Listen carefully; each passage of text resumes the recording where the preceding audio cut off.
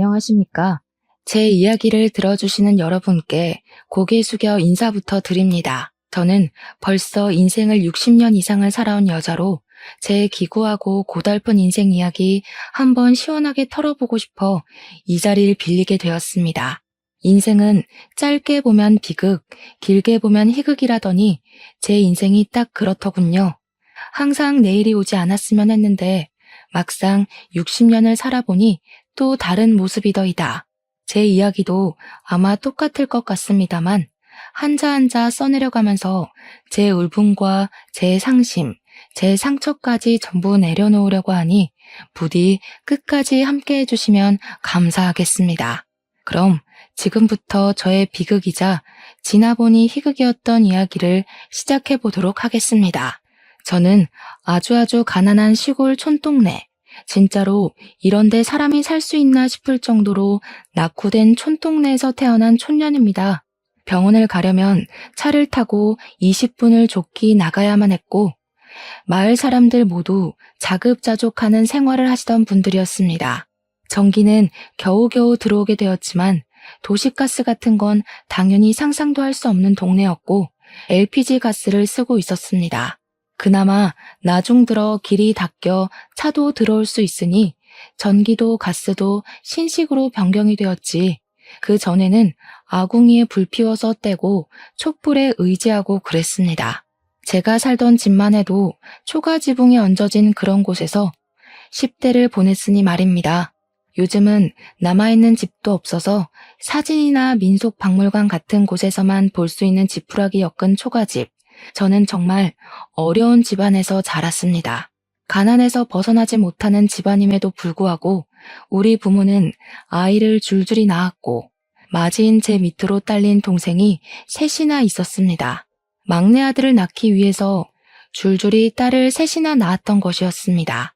이름도 어찌나 성의 없이 지었는지 막순이, 순자, 끝순이, 그리고 막내 아들 정우, 이렇게 네 남매가 묵직하게 지냈었습니다. 딸들 이름에서부터 애정이 얼마나 없었는지 눈치가 있는 분들이시라면 딱 보고도 아시겠죠? 막순이는 막 낳은 딸, 순자는 다음이 아들이길 바라는 딸, 끝순이는 이제 진짜 끝이길 바라는 마음에서 지었다고 하시더군요. 딸들이 이름으로 받을 상처는 생각도 하지 않은 채 아들 하시면서 지었다고 자식들을 앉혀놓고 이야기를 하시며 막내 아들이 잘 돼야 집안이 살아나는 거라고 했습니다. 태어났을 때부터 자연적으로 시작된 차별이 나중에 들어서는 얼마나 심해졌을지 상상이나 가겠습니까? 먹는 것도 아까워 죽겠다는 세 딸들은 그저 아들을 키우기 위한 밑거름이 되어줄 인력 그 이상도 이하도 아닌 존재였습니다. 막내 아들이 태어나자마자 저희는 서툰 솜씨로 우는 아이를 달래야 했고 기저귀 하나를 갈지 못한다며 혼이 나야 했습니다. 그때 제 나이가 고작 5살밖에 되지 않았음에도 막내 동생을 보살펴야 한다는 어명을 받든 셈이죠. 저를 비롯한 동생들은 초등학교도 제대로 졸업하지 못한 채로 밭일을 나가야 했고 강원도 총구석답게 감자를 캐야 했습니다. 철이 되면 고사리를 캐기 위한 산을 뒤지고 더덕을 캐다가 삼이라도 발견하는 날에는 밭일에서 제외되고 저녁으로는 귀한 계란 프라이를 먹을 수 있었습니다. 평소에 막내 아들에게만 우리가 모은 쌈짓돈으로 산 고기 반찬을 주었고 저희들에게는 고기를 사면서 공짜로 얻어온 힘줄을 삶아주셨습니다. 얼마나 구차하게 살았는지 나열하자면 끝도 없고 그 어떤 불운한 사람과 비교해도 저를 이길 사람이 없을 거라 자부를 하죠. 그렇게 하루하루를 지친 몸을 이끌고 머리 닐 곳만 생기면 쏟아지는 잠을 이기지 못하고 잠들기를 몇 년. 제 나이가 18 꽃다운 나이가 되었을 때 저는 저보다 10살이나 많은 남자의 집으로 팔려가듯 시집을 가게 되었습니다. 그 당시 저희 시골은 정말 촌 중에서도 촌이라 20대 중반까지 결혼을 못하면 어딘가 하자 있는 놈이라는 취급을 받았었습니다. 다리를 전다거나 말을 제대로 하지 못한다거나 아니면 정신적으로 문제가 있는 남자들 빼고는 죄다 20살 초반에 결혼을 했거든요. 저는 꽤 먼 거리에 있는 타지까지 팔려가는 처지였고 남자 나이가 20대 후반이었으니 아무런 정보도 얻을 수 없어 얼마나 가슴을 졸였는지 모르겠습니다.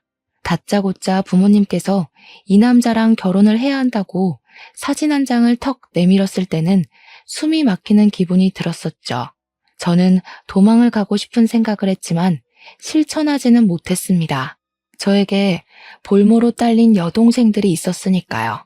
제가 여기서 도망을 간다면 줄줄이 있는 동생들에게 그 자리가 주어질 테니 제가 희생하는 게 낫겠다는 생각이 있었습니다. 제 동생들이 저에게 도망을 가라고 했지만 저는 동생들에게 이 짐을 떠넘길 수 없다고 내가 갈 테니 너희들이라도 제대로 살아주라고 이야기를 했습니다. 그렇게 팔려가기 전날까지 동생들을 붙잡고 엉엉 울었고 눈이 퉁퉁 부어버린 저를 보며 부모는 저에게 얼굴 못나졌다며 화를 내셨죠. 결국 오지 않았으면 하는 그날이 찾아왔고 남편이 될 사람을 처음 봤을 때 저는 깜짝 놀랐습니다. 사지도 멀쩡하고 정신도 온전하고 말도 잘하고 듣는 것도 잘하는 정말 평범한 사람이었거든요. 이런 사람이 왜 나를 굳이 돈을 주고 사가나 하는 생각이 들어서 이상했습니다. 시댁 살림은 넉넉한 편이어서 우리 막내 아들 정우가 대학에 갈 수 있도록 공부도 시켜주고 등록금도 지원해 주겠다고 했습니다. 남편은 충청도가 고향인 사람이었고 서천에서 고기잡이를 하는 집 아들이었습니다. 어떻게 물어물어 이 시골에 있는 저를 점치고 갔는지는 모르겠지만 아무것도 모르는 상태로 저는 시집을 가게 되었습니다.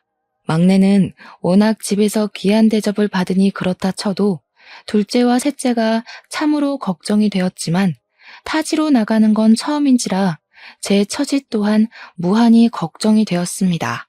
아니나 다를까 처음 시집을 가서 합방을 하는데 남편이 힘을 영 쓰지 못하는 게 아니겠습니까? 이래서 28해를 지나고도 결혼을 못했구나 싶었습니다. 몇 번을 시도해도 합방은 잘 이루어지지 않았고 남편이 힘을 쓰지 못하니 당연히 아이가 생기지 않았죠. 그 시골 사람들에게 대를 잇는다는 것이 얼마나 중요한 일인지 아시는지요?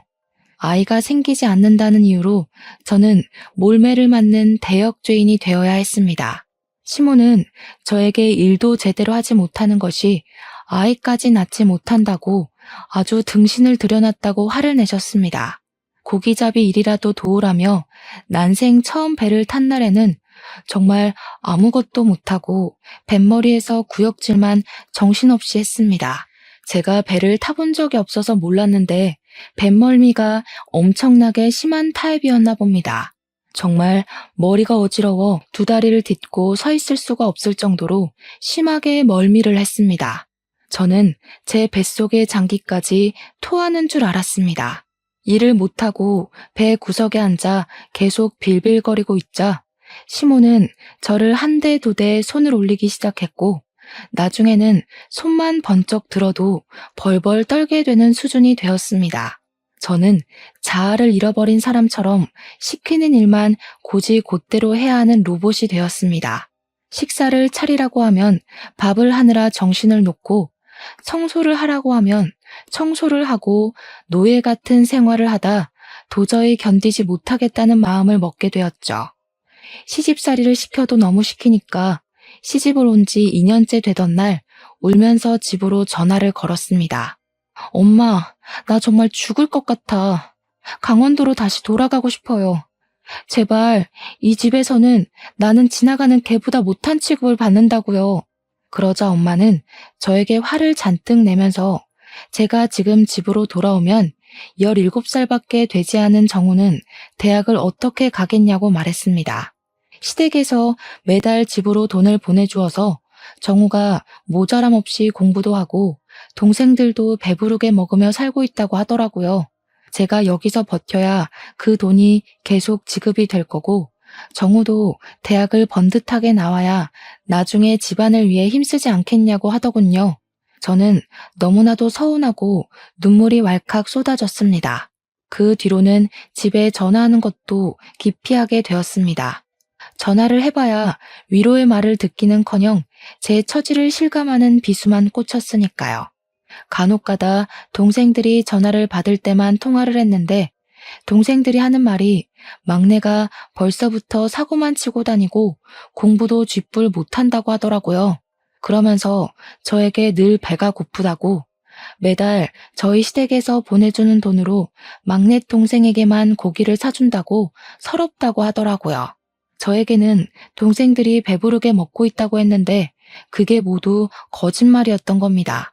생각보다 결혼 장사가 부모 욕심에 차지 않았는지 순자는 20살이 되자마자 공장에 취직을 하게 되었습니다.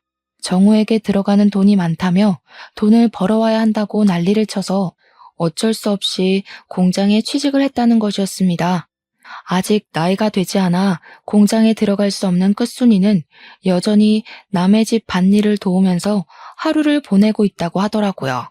정말 제 억장이 다 무너지는 듯 했습니다. 제 처지가 너무 한탄스럽다 이야기하고 싶어서 전화를 걸었지만 동생들의 삶도 만만치 않더군요. 저는 결국 동생들에게 언니는 잘 지내고 있으니 너희는 조금만 버티다가 도망이라도 가라고 언지를 주었습니다.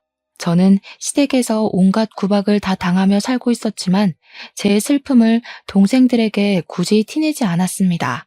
그러던 어느 날 운명처럼 사건이 생기게 되었습니다.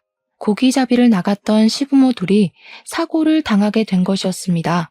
그날은 태풍이 북상하고 있다는 태풍 예보가 한 차례 나온 날이었는데 고기잡이 배들은 정박을 하고 바다 근처에 가지 말라는 경보까지 울렸습니다.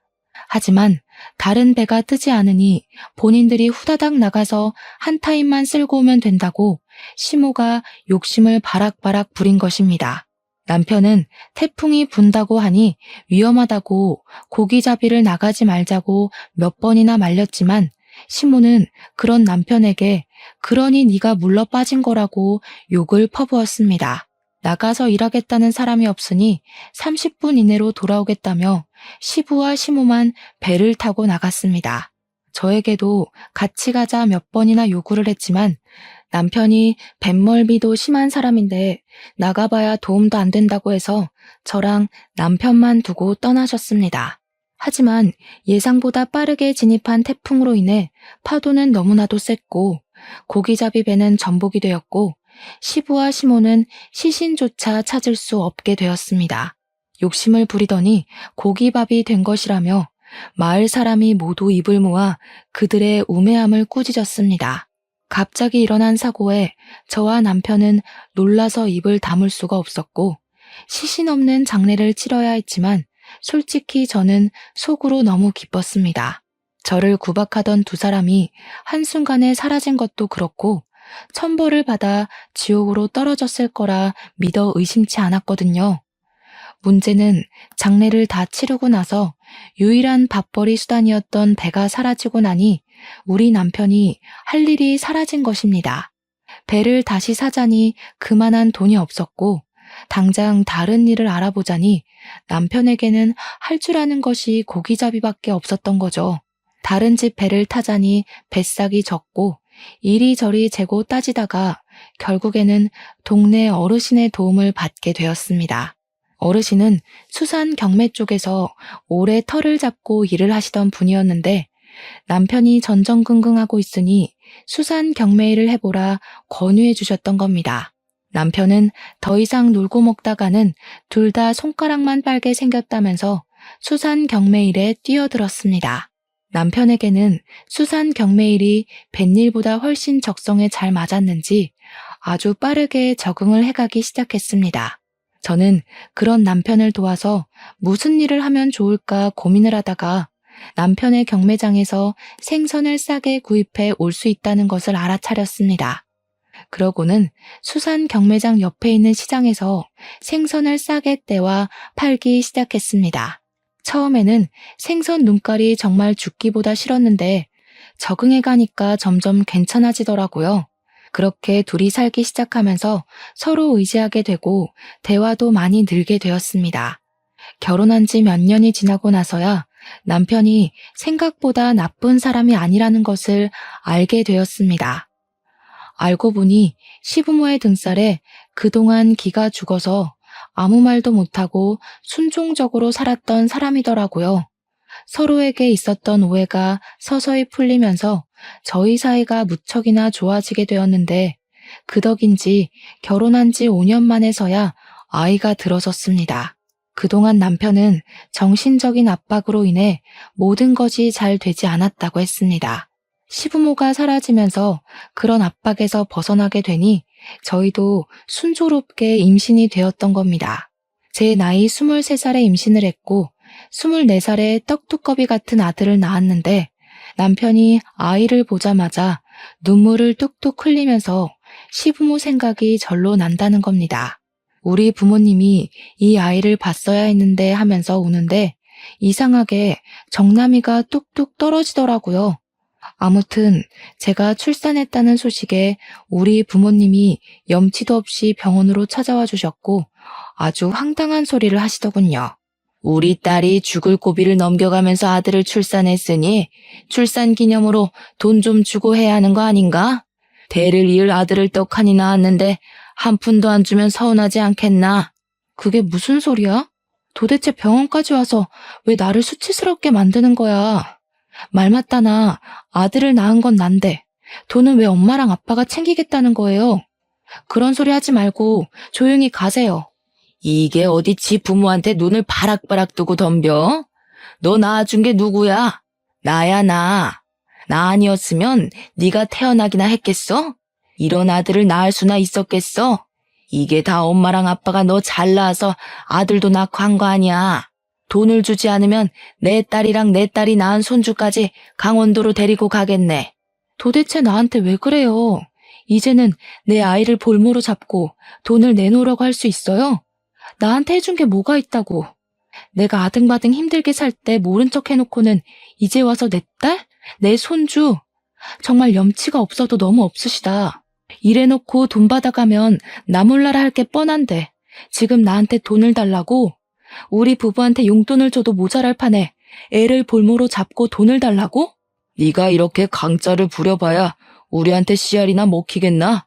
장서방, 우리가 손주 데려다가 키울 테니 돈 마련되면 보내도록 해. 우리가 못할 줄 알고? 내 핏줄 섞인 손주인데 우리가 애 데리고 갈 수도 있지. 돈 준비해 당장. 그러더니 포대기에 쌓인 아이를 냅다 들고 병실 밖으로 나가는 게 아니겠습니까? 저는 아이를 출산한 지 얼마 되지 않아 뛰어서 그들을 잡을 수가 없었고 멍하니 서 있는 남편에게 당장 가서 아이를 데리고 오라고 소리쳤습니다. 남편은 그제야 헐레벌떡 장인어른 장모님 하면서 저희 부모의 뒤를 쫓기 시작했지만 어찌나 발이 빠르던지 이미 건물 밖으로 나가고 없더군요. 어떻게 눈을 뜨고 아이를 바로 앞에서 빼앗길 수 있는지, 아니 고작 돈 몇 푼에 눈이 멀어서 손주를 그렇게 납치할 수가 있는 건지 어이가 없었습니다. 정말 화가 나서 저는 간호사 선생님에게 아이가 납치되었다고 빨리 경찰에 신고를 해달라고 말씀을 드렸고 간호사 선생님도 놀래서 신고를 해주셨습니다. 저는 초조하게 남편이 돌아오기만을 기다렸는데 출동한 경찰이 저에게 아주 충격적인 소식을 전해주었습니다.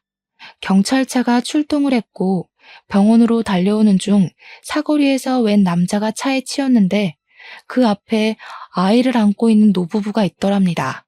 경찰이 왠지 신고 접수가 되었던 아이 납치 사건의 용의자라 생각이 되어서 부모를 경찰차에 태워 경찰서로 데리고 갔다고 했어요. 그러면서 아이를 데리고 왔더라고요. 포대기에 쌓인 아이는 우리 아이가 틀림없었습니다. 그렇다면 차에 치인 남자는 바로 제 남편이지 않겠습니까? 너무 놀라서 차에 치인 남자는 어떻게 되었냐고 물어보니 고개를 푹 숙이더라고요. 남편이 횡단보도 신호가 끝나갈 무렵 납치 용의자를 쫓기 위해 무단 횡단을 하다가 차에 치여서 지금 이 병원 응급실로 이송이 되었지만 사망을 했다고 하는 겁니다. 현장에서 즉사를 한 것 같다고 설명을 하는데 도무지 이게 꿈인지 현실인지 구분이 가질 않더라고요. 몇 번을 경찰을 붙잡고 지금 제 남편이 죽었다는 게 사실이냐고 물었는데 경찰은 계속해서 고개만 푹 숙이고 죄송합니다. 고인의 명복을 빕니다만 반복했습니다. 가족이라는 이유로 우리 부모는 풀려나게 되었고 아무런 처벌도 받지 않았습니다. 남편이 무단 횡단을 하다 사고를 당한 것이므로 남편의 죽음에 대한 죗값은 아무도 치르지 않았습니다. 갓 태어난 아기를 안고 엉금엉금 기어 장례식장을 내내 지키고 있는데 정말 꿈 같아서 눈물 한 방울이 나오지 않더군요. 장례식장에 뻔뻔하게 나타난 부모라는 사람들은 미안하다는 말 한마디 없이 국화꽃 하나 올리고는 사라지더라고요. 정말 천벌받아 마땅한 인간들이라는 생각이 머릿속에서 떠나지 않았습니다. 저는 졸지에 과부가 되고 남편의 장례식을 아픈 몸으로 끝마치게 되었죠. 그래도 최근에는 사이가 참 좋았었는데 참 서글퍼지더군요.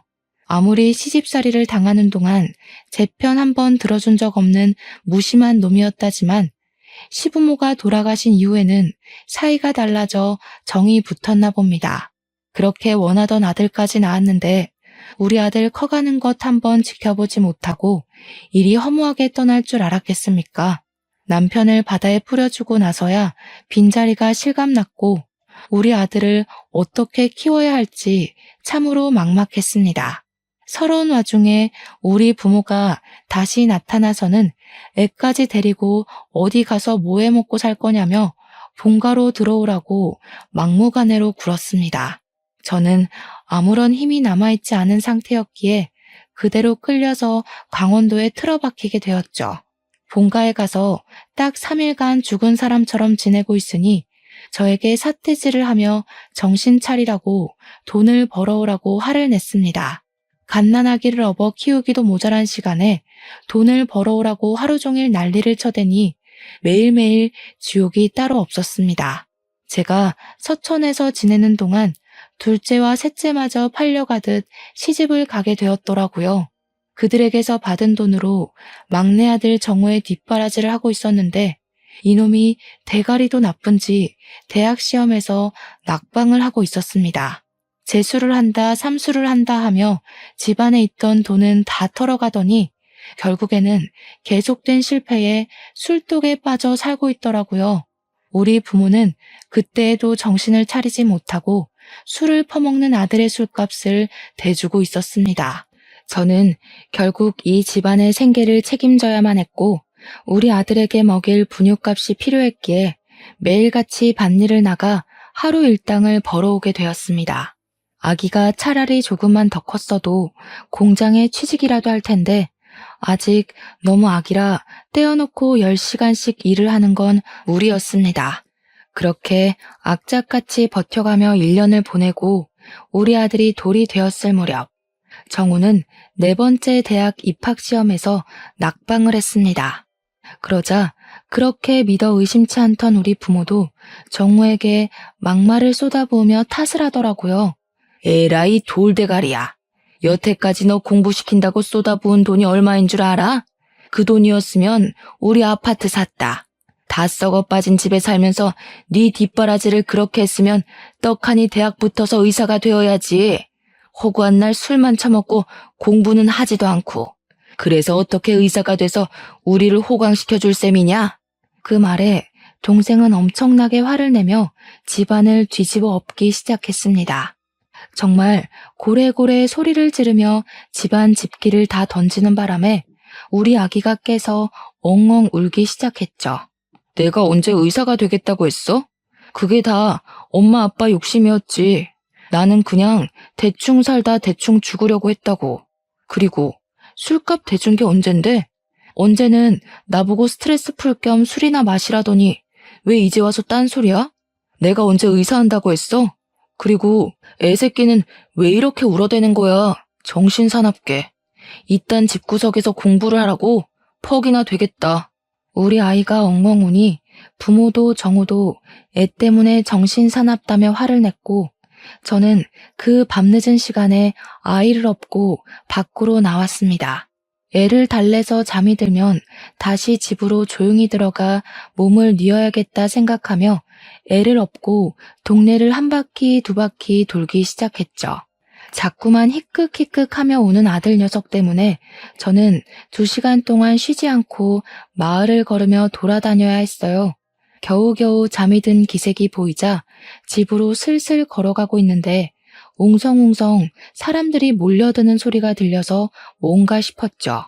그런데 글쎄 낡은 나무에 지푸라기가 얹혀져 있던 썩어 빠진 우리 집이 활활 불타고 있는 게 아니겠습니까? 저는 너무 놀라서 아이를 업고 있다는 것도 까먹고 다리에 힘이 풀려 그 자리에 주저앉고 말았습니다. 총구석에서도 아주 구석진 곳에 덜렁 있던 집이라 다른 집에는 피해가 가지 않았지만 그만큼 소방차가 들어오는데 시간이 오래 걸렸습니다.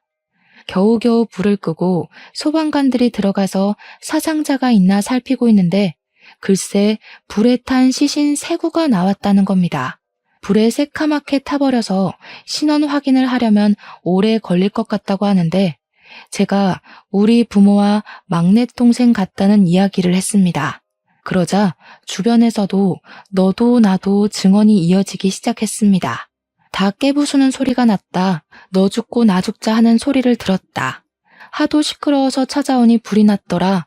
원래 저 집 아들이 술 먹으면 개가 되는데 오늘 저녁쯤에 술병 4-5개 들고 집에 가는 걸 봤다. 지 부모 맨날 죽이겠다고 협박도 했잖아 하는 증언들이여. 늦은 밤이라 조용한 산골 마을에 모든 소리가 울려 퍼졌나 보더라고요. 저는 참고인 자격으로 경찰서에 가서 조사를 받게 되었습니다. 내내 밭일을 하고 잠도 제대로 자지 못해 꾸벅꾸벅 졸면서 조사를 받는데 있는 그대로 전부 이야기를 했죠.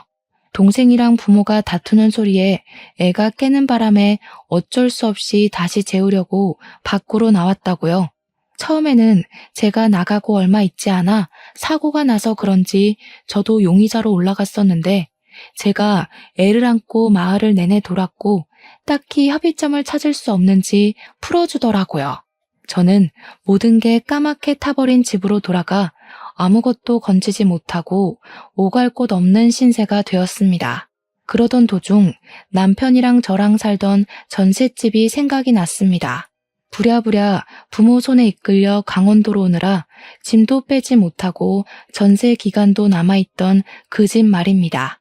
전셋집에 찾아갔더니 다행히도 집주인분께서 다음 달에 전세가 만료된다고 하시면서 재계약을 할 거냐고 저에게 물어보시더라고요. 세간 살림에도 먼지가 쌓여있긴 했지만 그럭저럭 다들 쓸만한 수준이었습니다. 하지만 남편이 죽고 난 빈자리가 꽤 크게 느껴졌기에 그 집에서 아들과 둘이 산다는 것은 마음이 편치 않더라고요. 전세를 연장하지 않기로 했고 저는 그 돈으로 아들과 둘이 살만한 적당한 집을 구할 수 있었습니다. 은행에 가서 이것저것 정리하고 이사 준비를 다 한 뒤 아들과 새 집에 들어가서 어떻게 살아야 하나, 뭘 해야 하나 막막해하던 순간 모르는 번호로 전화가 걸려오더군요. 우리 부모의 사망보험금을 수령하라는 전화였습니다. 수익자가 막내 동생 이름으로 되어 있었는데 막내 동생까지 같이 하늘로 가버렸으니 남은 가족이 수령을 해야 한다는 이야기를 들었습니다. 저는 시집간 2 동생들과도 겨우겨우 연락이 닿았고 부모님의 사망보험금을 수령해서 동생들과 정확히 3등분으로 나눴습니다. 그렇게 나누고 나니 수중에 3천만 원 정도 되는 거액이 생기더라고요.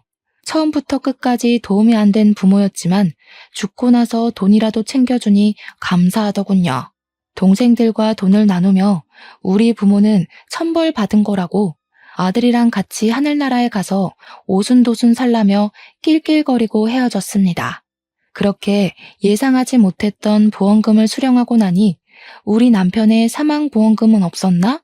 하는 생각이 들어서 이리저리 보험회사를 돌며 알아보게 되었습니다. 그런데 글쎄 우리 남편의 사망보험금은 물론이거니와 시부모의 사망보험금에 배에 들어있던 보험까지 있었던 게 아니겠습니까? 저는 순식간에 목돈이 생겨버렸고 아들을 키우는데 부족함이 없는 재산이 생기게 되었습니다. 저를 괴롭히던 모든 것들에게서 부를 얻게 되고 이게 꿈인지 생시인지 통장에 찍힌 돈을 보면서 눈만 껌뻑거렸습니다. 저는 이 돈을 허튼 데 쓰지 않고 아들을 위해서 쓰기로 결심을 했습니다. 그 뒤로 저는 서천에 완전히 자리를 잡고는 할 줄 아는 일이 생선 손질을 해서 파는 일이었기에 그 일에 집중을 하며 살았습니다. 그런데 이상하게 수산시장에서 같이 생선을 파는 상인들이 저를 하나둘 피하는 듯한 느낌이 들었습니다. 처음에는 제가 다시 돌아와 자리를 잡기 전이라 경쟁 상대로 봐서 그런가 보다 하고 넘겼는데 시간이 지날수록 따돌림이 심해지는 것 같았습니다.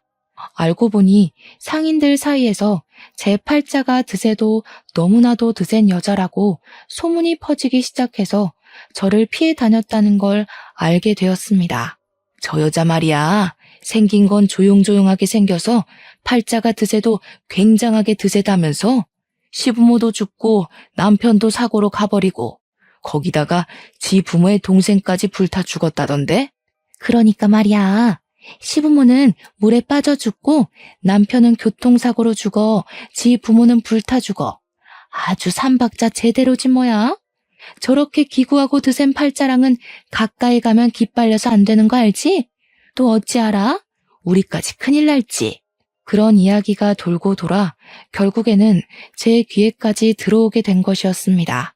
저는 제 아들을 데리고 생선 장사를 하고 있었는데 우리 아들이 그 말을 들을까 무섭기도 하고 화도 나고 했습니다. 결국에는 저를 앞에 두고서 속닥속닥 들리게 말을 하는 상인들에게 버럭 화를 냈습니다. 나에 대한 뒷말을 왜 그렇게들 하고 다니는 겁니까? 누가 들으면 제가 물에 빠뜨리고 사고 내고 불 지른 줄 알겠소. 저는 그때부터 아들을 지켜내겠다는 엄마의 마음으로 상인들을 피하지 않고 맞서 싸우기 시작했습니다. 그들은 무리지어 다녔고 저는 혼자 싸워야 했기에 자연스럽게 저는 수산시장에 고립된 여자가 되어버렸습니다. 저에게 손가락질을 하며 저렇게 기가 세니 주위에 나만 아는 사람이 없다고 하더라고요. 무슨 소리까지 들었는지 아십니까? 다들 그렇게 죽었으니 이제 하나 남은 자기 아들은 목매고 죽겠네 하더라고요. 그 말을 듣고 참을 수 있는 엄마가 있을까요? 아니, 참으면 그게 병신이지 사람이겠습니까? 저는 그 말을 한 상인에게 생선 내장을 던지면서 바락바락 화를 냈습니다. 그러고는 더 이상 이런 모욕을 견디며 일을 할 자신이 없어서 가게를 접어버렸습니다.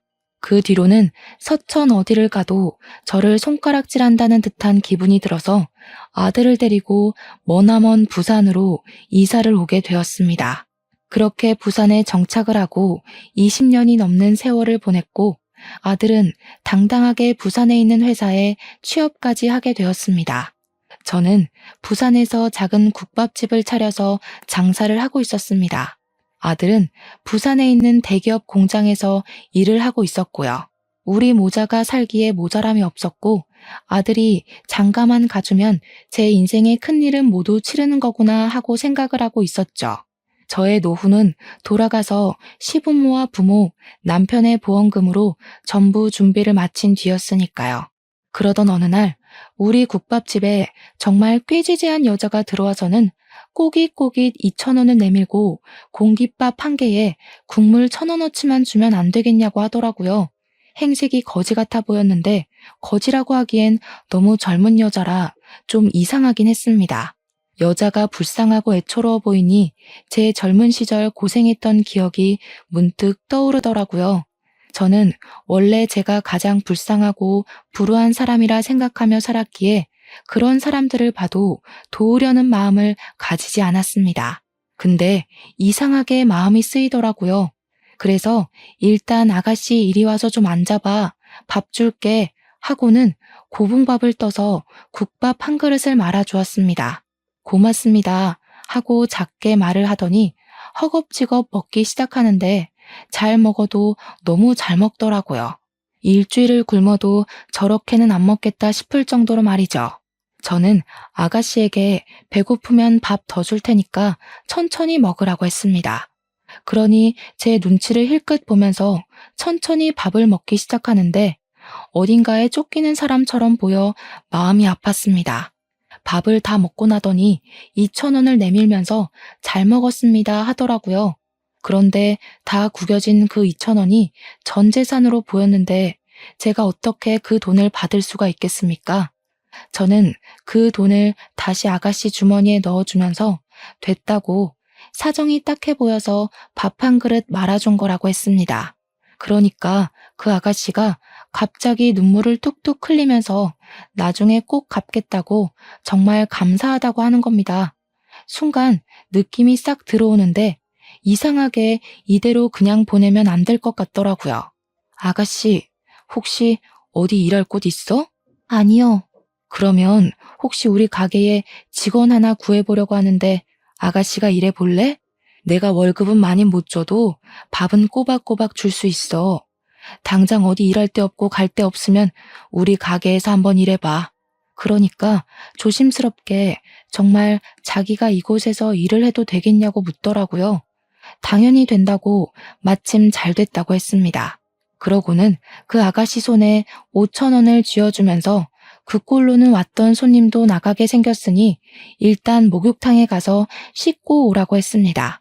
5,000원을 들고 도망을 간다면 그냥 거지한테 적선한 셈 치자 하고 마음을 먹었는데 한 3시간이 지나니까 뽀얗게 씻고 나타났더라고요. 하지만 갈아입을 옷이 없었는지 그 더러운 옷을 그대로 입고 온 게 아니겠습니까? 내가 여벌옷이라도 챙겨줬어야 했는데 정신이 없었네. 저희 가게에는 제가 아침부터 일찍 나와 육수를 우려내고 쉴 공간이 필요해서 마련해둔 작은 쪽방이 하나 있었습니다.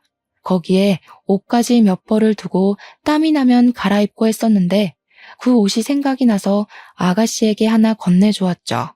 제가 입던 옷이라 조금 촌스럽긴 했어도 워낙 곱게 생긴 아가씨라 그런지 그럭저럭 잘 어울리더라고요. 저에게 친절을 베풀어 주셔서 감사하다고 하는데 다른 건 몰라도 심성은 참 고운 것 같았습니다.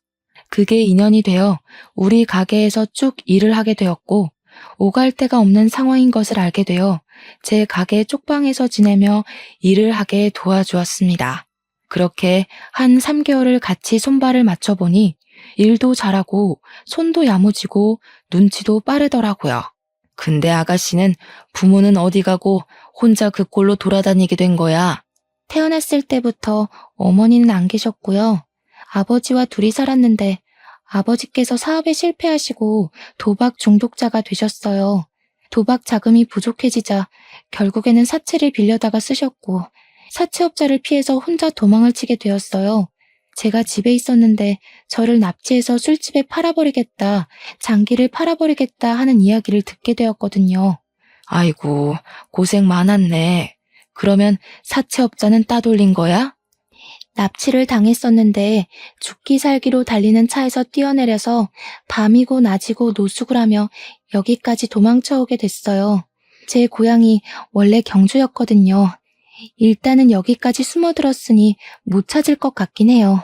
그 사정을 전부 듣는데 우리 부모 생각이 나면서 속이 터지더라고요. 저는 어떻게든 아가씨에게 도움을 주고 싶어서 우리 국밥집 단골 변호사한테 물어보니까 그런 빚은 상속을 포기하면 된다고 하더라고요. 원래 부모의 빚을 자식이 갚을 의무가 없다고 하길래 저희는 당당하게 나가기로 했습니다. 며칠의 시간이 더 흐르고 우리 아들이 평일에 연차를 냈다고 하면서 배가 고프다며 국밥집에 찾아왔다가 일을 하는 아가씨를 보고 한눈에 반하게 된 것입니다. 이놈의 자식이 제가 도와주라 할 때는 피곤해서 못하겠다고 한 번을 안 오더니만 퇴근하면 와서 설거지를 돕질 않나 스스로 나서서 바닥 청소를 하질 않나 아주 계산대 앞에 서서 아가씨가 일하는 걸 빤히 지켜보고 있더라고요. 제가 봤을 때는 아주 생쇼였죠. 제가 기가 차서 제가 가게 문을 닫으면 아가씨가 쪽방에서 잠을 자니 밖에 걸쇠는 따로 닫지 않았어요. 혹시 아가씨가 밖에 나가야 할 일이 생길지 모르니까요. 집에 가자고 아들을 불러내니 가게에서 한잔하면 안 되냐고 슬쩍 눈치를 보길래 혀를 끌끌 찼죠. 아가씨 같이 한잔하자 하면서 셋이 술판을 벌였는데 뭐가 그리 궁금한 게 많은지 아들이 아가씨한테 이거저거 막 물어보더라고요. 부담스러울 수도 있을 텐데 했는데 아가씨도 우리 아들한테 관심이 있긴 한 건지 곧잘 대답을 하더라고요. 늙은이가 빠져줘야 할 일이 생겨도 생기겠다 싶어서 너네 둘이 마실 만큼 잘 마시고 문단속 잘하고 내일 보자 하고는 집으로 돌아왔습니다. 근데 참 일은 예상치 못할 때 터지더라고요. 몇 개월간 아가씨를 추적했던 사채업자가 가게를 어찌 찾았는지 그날 딱 들이닥친 겁니다. 제가 돌아온 줄 알고 아들이 문을 열었는데 사채업자가 떡하니 들어와서는 아가씨를 끌고 가려고 한 거죠. 막으려던 아들이 밀려서 넘어졌고 벽에 부딪히면서 글쎄 가벼운 뇌진탕 증세가 찾아온 겁니다. 건너편에서 24시간 국수 장사를 하던 국수집에서 바로 경찰에 신고를 해줬고 근처에 있던 경찰이 바로 출동을 해서 다행히 현장에서 바로 사채업자가 체포되었습니다. 아가씨가 끌려가지 않겠다고 길거리에서 내내 반항을 한 덕에 시간을 끌었던 덕에 경찰이 출동할 때까지 버틸 수 있었던 거였습니다. 제가 자다가 연락을 받고 벌떡 일어나서 경찰서에 갔더니 아가씨 얼굴이 아주 말이 아니더군요. 놀래서 바로 밤늦은 시간인데도 불구하고 단골 변호사에게 전화를 걸었고 아침이 밝자마자 경찰서에 와서 일을 해결해 주시기로 했습니다. 저는 아들이 실려갔다는 병원으로 자리를 옮겼고 처치를 다 받은 아들이 자기는 멀쩡하다고 하더라고요. 가벼운 뇌진탕이라 며칠 머리가 울릴 수는 있는데 다른 곳에 이상은 없다고 퇴원해도 된다고 하길래 아들과 집으로 돌아왔습니다. 우리 아들까지 잘못됐으면 정말 상상도 하고 싶지 않았습니다. 아들이랑 같이 경찰서에 가니 사건 조사가 거의 끝난 것 같더라고요. 사채업자는 불법적인 일을 수도 없이 벌인 나쁜 놈이었고 심지어 아가씨네 아버지까지 볼모로 잡고 있었습니다. 합의할 거냐고 묻는데 법대로 처리해달라고 강경하게 대응을 했습니다. 나중에 그 아버지란 작자도 풀려나서 아가씨를 염치도 없게 찾아왔는데 아가씨가 아주 강경하게 말을 하더라고요. 당신을 가족이라고 생각하지 않기로 했어요. 저는 도대체 무슨 죄가 있어서 이런 일을 당해야 해요? 계속해서 도박을 하던 술을 마시던 이제 우리는 남처럼 지내요. 연락도 하지 마시고 조용히 살다 조용히 죽으시라고요. 저한테 피해 오지 않게 해주시고 앞으로 절대로 저 찾아오지 마세요. 아버지란 작자가 양심은 있는지 그 길로 뒤도 돌아보지 않고 떠나더군요. 마음의 빈자리는 우리 아들과 제가 채워주기로 결심했습니다. 그렇게 1년이라는 시간이 더 흐르고 아가씨라고 부르던 여자는 저의 며느리가 되었습니다. 우리 아들이랑 그렇고 그런 기류가 흐른다는 건 알고 있었고 손도 야무지고 싫은 소리 한 번 없이 그쪽 방에서 일하면서 지내는 게 기특하단 생각은 했으니까요.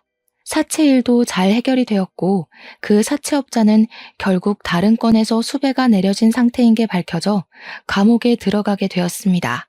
변호사 비용은 제가 모아두었던 돈에서 빼서 주었고 며느리는 제게 평생 갚겠다고 했습니다. 결혼해서 효도하겠다는 둘을 막을 방법도 딱히 없었고요. 사실 막을 생각조차 없었습니다. 저는 우리 며느리가 아주 똑부러진 아가씨라고 생각하거든요. 둘은 결국 평생을 함께할 가족으로 엮였고 여전히 저와 며느리가 국밥집을 운영하고 있습니다. 아, 결혼하고 얼마 지나지 않아서 사돈어른이 급성 알코올 중독으로 사망했다는 소식이 들려왔습니다. 장례는 아주 간소하게 치렀고 며느리는 모든 상속을 포기함으로써 빚을 청산했습니다. 더불어 이제 자유가 되었으니 우리는 이제 아무 걱정 없이 여생을 행복하게 살기로 했습니다. 남 괴롭히고 죄를 짓고 살면 고스란히 천벌을 받는다는 걸 누구보다 경험으로 알게 되었습니다. 저는 그런 짓은 하지 않고 사는 게 목표랍니다. 아직까지 잘 지키고 있으니 여러분들에게도 당부하고 싶습니다. 남에게 상처를 주면 돌아온다는 말을요. 여러분들도 항상 남을 돕고 행복한 나날들만 가득하시길 기원하면서 제 사연 들어주셔서 정말로 감사드립니다.